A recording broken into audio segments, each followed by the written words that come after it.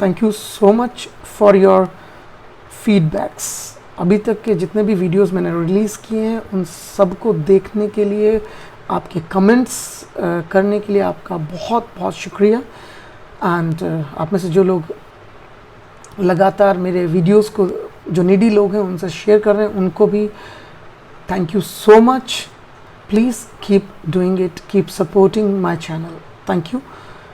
जो अब आने वाले शेल के यूज़ हैं वो बहुत कॉमन है और वो आज भी बहुत अच्छी तरह से यूज़ होते हैं। जैसे फॉर एन एग्जांपल, आपको जब भी कभी कुछ काम करने का ऑफ़र करना हो तो आप शेल वर्ड को सबसे ज़्यादा यूज़ करिए फॉर्मल कंडीशंस में। इसमें मैं रिपीट कर रहा हूँ, फॉर्मल कंडीशंस में आप कभी किसी इंसान को कोई काम करने के लिए कुछ ऑफ़र करते हैं तो आप वहाँ पे शेल हेल्पिंग वर्ब यूज़ करें। अगर आप किचन में हैं और अपनी मॉम को आप देखें कि वो खाना बना रही हैं, शी इज़ कुकिंग, और आपको जो सिंक है उसके अंदर कुछ यूज्ड बर्तन आपको दिखाई दे रहे हैं, तो या तो हम एक काम करें, वहाँ से चले जाएं, या फिर मुझे ऐसा लगता है कि मैं मॉम को हेल्प ऑफ़र करूं कि ये बर्तन मैं धो दूं। तो हिंदी ट्रांसलेशन, क्या ये बर्तन मैं धो दूं, समझिए आप हेल्प ऑफ़र कर रहे हैं वहाँ पे। तो आपने क्या कहा मॉम से, mom shall I wash, shall I wash the utensils, बोल सकते हैं बिल्कुल, अगर आप थोड़े से फॉर्मल होकर बात कर रहे हैं।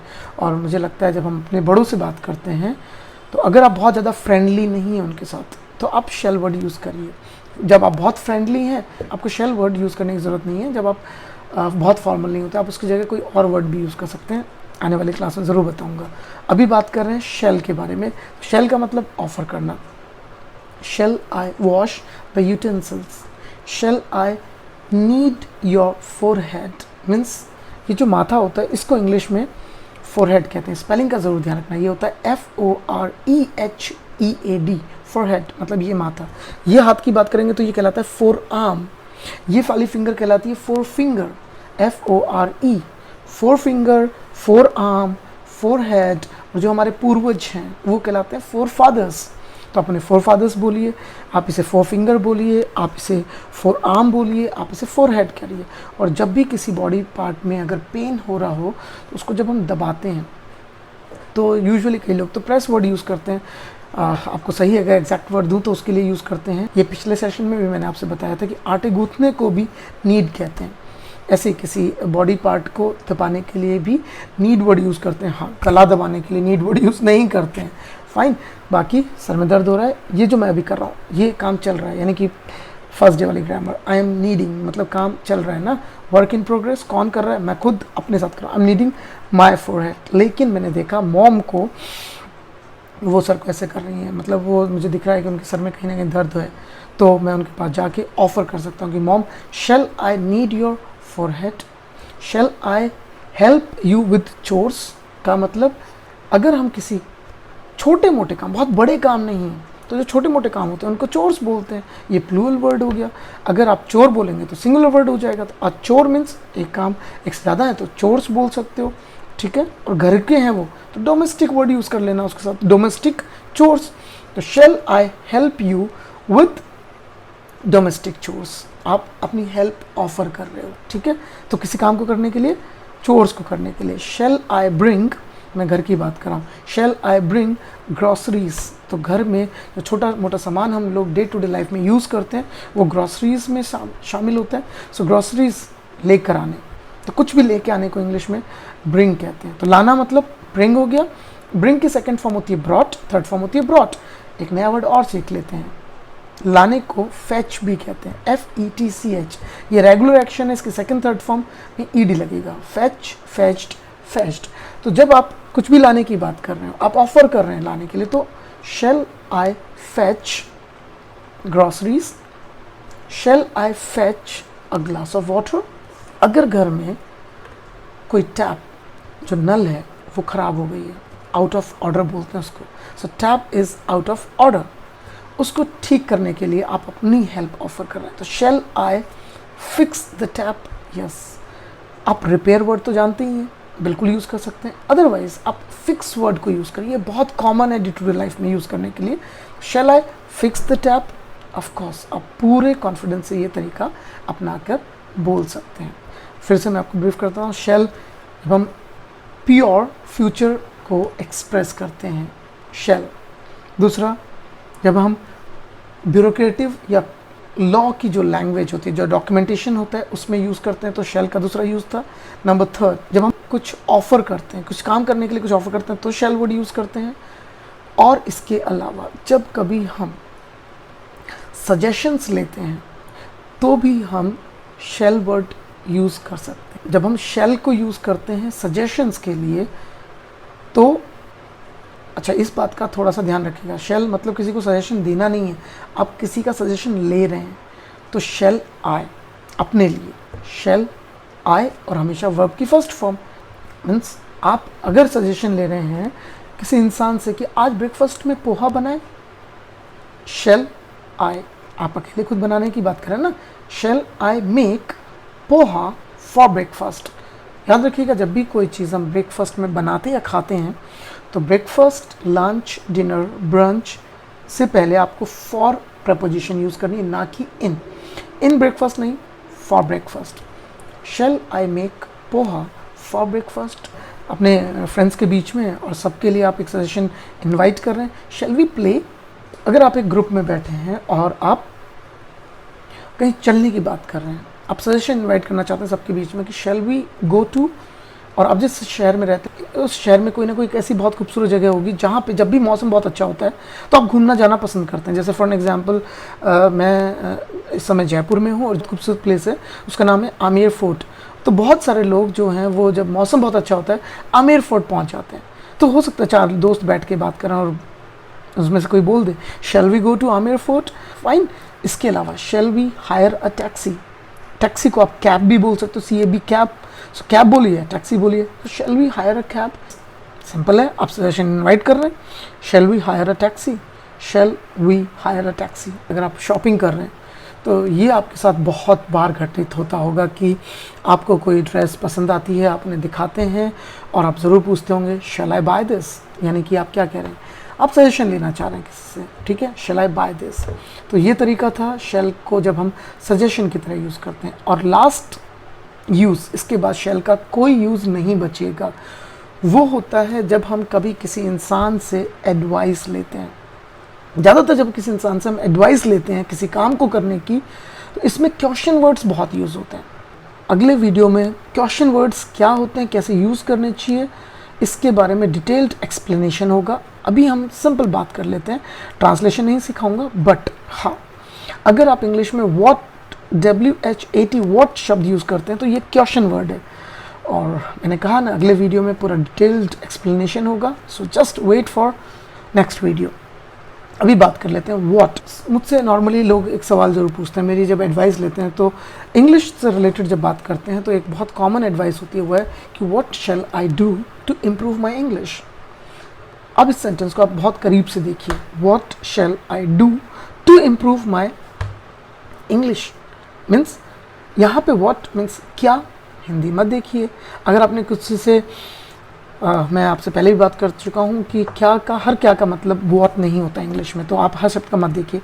इंग्लिश का एक छोटा सा नियम बता रहा हूँ, अगर आपको व्हाट यूज़ करना है तो यानी कि किसी थिंग्स के बारे में बात करना चाह रहे हैं, आप कुछ ना कुछ एक्शंस के बारे में बात करना चाहें, तो सामने वाला व्यक्ति जब ये कह रहा है कि व्हाट शैल आई डू, तो कुछ ना कुछ तो तरीके होंगे जिससे कि वो ये इम्प्रूव कर सकता है। तो व्हाट शैल आई डू, किस काम को करने के लिए, to improve my English. So what shall I do to improve my English, सामने वाला व्यक्ति आपसे एडवाइस ले रहा है आपकी। मेक इट अ पॉइंट, जब हम कभी किसी को एडवाइस देते हैं तो शैल यूज़ नहीं करते, ये बात बिल्कुल अच्छी तरह गांठ बांध लीजिए। Make it a point, advice देने के लिए कभी भी शैल वर्ड यूज़ नहीं होगा। मतलब आप कभी इंग्लिश में ये नहीं बोल सकते यू शैल डू दिस ना, यू शैल रीड न्यूज़पेपर ना, ये मत करिएगा। सो यू शैल नहीं करके आप बात करेंगे, अंडरस्टूड। यहाँ पे यूज़ होता है शुड, इसके ऊपर भी पूरा एक लेक्चर है, बात करेंगे। अभी शैल पे बात कर रहे थे हम एडवाइस लेने की। व्हाट शैल आई डू, समझ में आ गया। How shell I overcome my hesitation, how shell I overcome hesitation. बहुत लोगों के साथ में ये दिक्कत है, वो घबराते हैं, बहुत डर लगता है, जो जानते हैं उसके बारे में भी बात नहीं कर पाते, हेजिटेट करते हैं, घबरा जाते हैं। तो अगर किसी इंसान में ये प्रॉब्लम है और उस इंसान को आपके अंदर ये यकीन है ये प्रॉब्लम को आप हल कर पाएंगे। तो वो इंसान आपके पास आके आपकी एडवाइस तो ज़रूर लेगा। हाउ शेल आई ओवरकम, इसको हिंदी में कहते हैं उभरना, किसी चीज़ से बाहर निकल आना, कोई प्रॉब्लम है उससे बाहर निकलने को ओवरकम कहते हैं। ओवरकम ये एक एक्शन, एक वर्ब है। ओवरकम, ओवरकेम, ओवरकम, ये 3 फॉर्म्स होंगी, कम, केम, कम, ओवरकम, ओवरकेम, ओवरकम। और शेल के साथ कौन सी फॉर्म लगानी है हमेशा? First form. हाउ ट्रांसलेशन करेंगे, आपके दिमाग में सबसे पहले आएगा कैसे। बहुत लोग आपको बोलेंगे भी हाउ मतलब कैसे, ये शॉर्टकट है।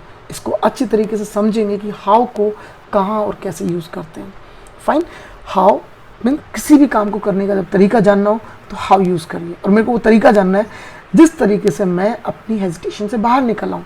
How shall I overcome hesitation. और अगर मैं आपसे बात करूँ तो हम में से अधिकतर लोगों के साथ डे टू डे लाइफ में एक घटना रोज़ घटती होगी, और वो ये है, जब भी हम तैयार होते हैं तो सबसे पहले हम अपने अंतरात्मा से हिंदी में तो ज़रूर सवाल पूछ लेते हैं कि आज क्या पहनूं, पार्टी के लिए मैं क्या पहनूं।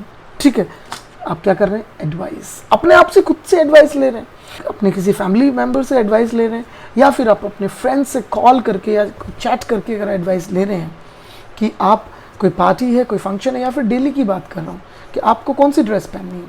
विच dress shall I wear means translation no. Which का मतलब कौन सा, कौन सी, इससे थोड़ा बाहर निकल। विच के बारे में एक बहुत इंपॉर्टेंट रूल है जो कि जानना बहुत ज़रूरी है। आज नहीं, नेक्स्ट क्लास में पूरा डिटेल्ड एक्सप्लेनेशन है, तो प्लीज़ आप अगला वीडियो ज़रूर देख लीजिएगा अगर आप क्वेश्चन वर्ड्स को अच्छी तरह समझना चाहते हैं। हु शैल, आप लोग अपने फ्रेंड्स के साथ, मैंने अभी थोड़ी देर पहले कहा कि आप फ्रेंड्स के साथ बैठे हुए हैं, आप प्रोग्राम बनाने, घूमने का, कहीं बाहर घूमने जाने का, और पहले तो बात हो गई कि मैंने कहा shall we go to Amer Fort, सबने कहा यस लेट्स गो, फाइन, सब लोग तैयार हैं।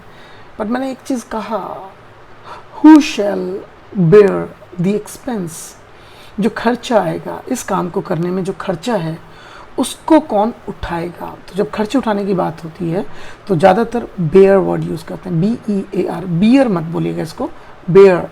तो हु शैल, हु मतलब या तो ट्रांसलेट कर लें कि हु मतलब कौन, तो खर्चा कौन उठाएगा, या तो Hindi word to word translate करें, या फिर समझें कि कभी भी अगर हमें पर्सन, किसी भी इंसान से जुड़ा हुआ कोई सवाल पूछना होता है तो हम हमेशा हु क्वेश्चन वर्ड को यूज़ करते हैं। तो हु शैल, पता नहीं काम करेगा कौन। Who shall bear the expense, who shall pay the bill. आपको अगर कोई भी ओकेशन, कोई भी अवसर को सेलिब्रेट करना हो, सेलिब्रेट मतलब जानते हैं आप, मनाने की बात कर रहा हूँ, और आप ये कन्फ्यूज़न लेके बैठे हैं दिमाग में कि उस ओकेशन को आपको सेलिब्रेट कहाँ करना है, तो कहाँ को देखते हैं, या तो आपके दिमाग में वेयर आ चुका होगा अभी तक, या फिर आपको मालूम है कि जब भी किसी प्लेस के बारे में कोई भी इंफॉर्मेशन ली जाती है तो हमेशा वेयर वर्ड यूज़ करते हैं, WHERE, where shall we celebrate, where shall we celebrate. सिर्फ आप अपने बारे में एडवाइस ले रहे हैं, where shall I celebrate my birthday, हम सबके बारे में बात कर रहे हैं, where shall we celebrate my birthday. बिल्कुल, अगर आपको सामने वाले की एडवाइस चाहिए। Thank you so much for watching this video. I hope shall से रिलेटेड कोई भी डाउट अगर आपके मन में होगा तो वो आज के बाद क्लियर हो चुका होगा। एक चीज़ बहुत इम्पॉर्टेंट बता दूं कि ये बहुत बहुत ज़रूरी है कि जो आप सीखें उसे आप डे टू डे लाइफ में ज़रूर यूज़ करें। अगर आपको कोई पार्टनर नहीं मिल पा रहा है इंग्लिश बोलने के लिए तो मैं आपसे कहूँगा आप अपने हाथ को अपना पार्टनर बना लीजिए और आप इसी के साथ में रोज़ इंग्लिश में बात करें। और जब भी बोलें हमेशा स्पीक लाउड, हमेशा लाउड बोलें। I shall come tomorrow. I shall come home by 7 o'clock. Shall we go? Shall I bring groceries? इस तरह से आप बात कर सकते हैं। थोड़ा सा फ़नी लगेगा बट ये बहुत इफ़ेक्टिव तरीका है अपने कम्युनिकेशन स्किल्स को इम्प्रूव करने का। Thank you so much once again. Have a nice time.